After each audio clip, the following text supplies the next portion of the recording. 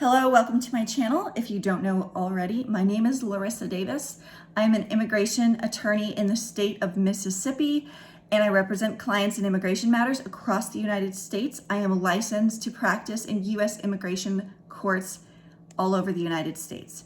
I want to make this video to tell you about the attorney-client privilege, which is not just an immigration law, but it is a rule for clients and attorneys where the client has the power to consent to allowing information they share with their lawyer to be shared with someone else, a third party.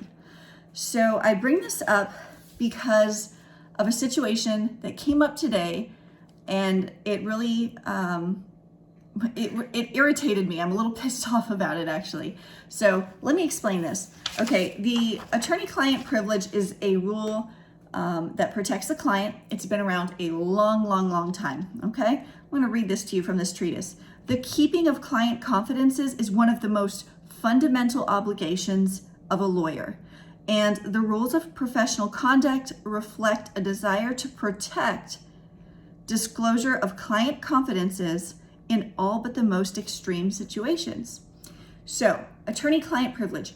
If you are seeking legal advice from an attorney, even if it's just a consultation and you don't even hire them, that is privileged information. You hire an attorney, you hire me, what we discuss, what we communicate is privileged information unless you as the client decide to share it with someone else, a third party.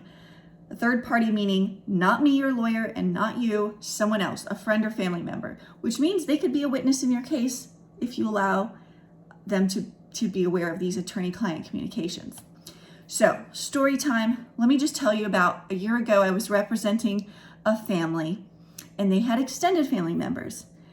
And the extended family members wanted to know information about this family who I, through this law firm I worked for, represented.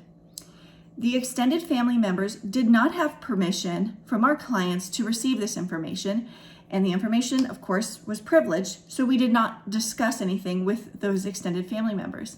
But even though they knew this, they still tried to call. They even tried to impersonate our client and make one of our staff members think that it was our client. We've met with them before, we know their voices, we know who they are, and it was very apparent that this was not our client. In any event, attorney-client privilege is very serious. I take it very seriously, and I don't discuss my client's case with anyone else unless my client gives me consent. This evening, I got a call from some client's extended family members through a third party. Not only was the third party and the extended family members not my client, but they were all trying to sort of pressure me, not one time, but 2 times, to disclose my client's case information. I don't care if you're an extended family member, a close family member, a friend, a best friend, a boyfriend. If my client does not give me permission to speak to somebody else about their case, then I do not have their consent and they do not waive their attorney-client privilege. All of that information, whether it's from them or from their documents, it is acquired by me, the lawyer, in representing them, it's considered confidential. Even if they've already been represented by me in the past, I'm not going to share it. It's not ethical and it's not okay. Not only were these people being disrespectful to me in this, but more importantly to my clients. Sometimes people have their own situations going on in their own families that we don't know about, and we don't even need to know about. I don't care. I don't care the reason why my client wants or doesn't want a family member to not know something. That is their decision and their decision only. It is not mine. So it's very important that I maintain my client confidences, and I do that. And so I wanted to explain this. If you're not sure, maybe you've heard this phrase before and you wanted to understand it better. It's something that really protects the information provided by a client to a lawyer in an effort to obtain legal advice. Again, in this situation, they were trying to put me on the spot, then they were trying to put my client on the spot by saying they were going to call my client, put them on speakerphone with a room full of people who, by the way, I didn't even know who was in the room. So I ended that real quick and I said, this is not okay and I need to speak to my client directly and get their consent, which, by the way, they did not give consent.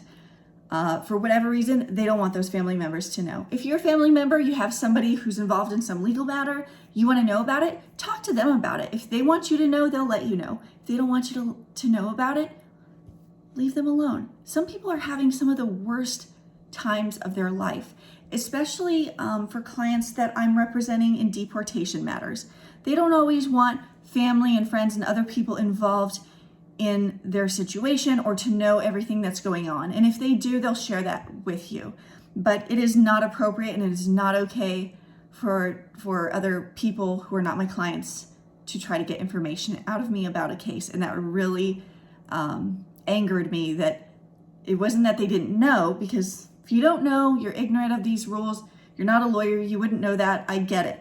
But to try to keep pressuring a lawyer or a lawyer's client, your family member or friend or whoever it is, to get information about a case that you are not a part of, you're not a client, you're not a part of the attorney-client privilege club, you're not in that circle, then leave it alone, stay out of it. And if they want your help, if they want you to know more information, they want to share with you, that's fine.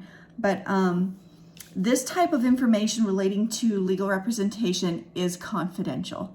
And so I couldn't fathom how these other grown adults thought it was okay to conduct themselves in this way, but there's all kinds of people in the world, right?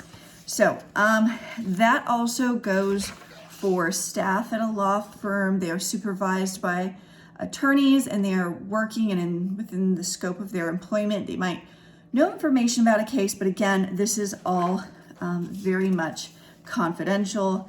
And so if you have any questions about attorney-client privilege, feel free to drop them in the comment section below. If you want to talk to me about one of your concerns with an immigration matter, those are the type of cases that I handle. Again, attorney-client privilege, this applies to the attorney-client relationship. It doesn't matter if it's trademark or criminal law or family law.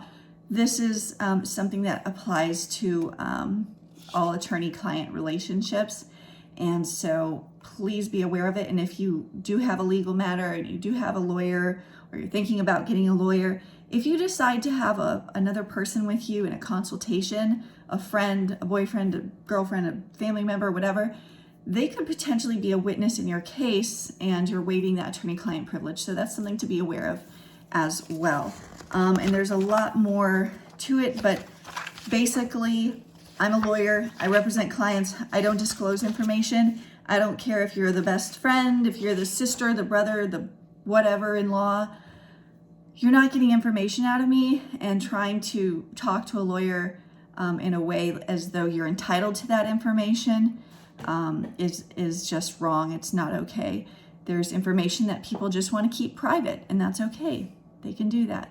My client's case is confidential and it's private, and they don't want to talk to this extended family member. They don't want you to know. If you don't know, they don't want you to know. If they want you to know, they'll let you know. All right, give me a call if you need legal representation, 601-724-9255.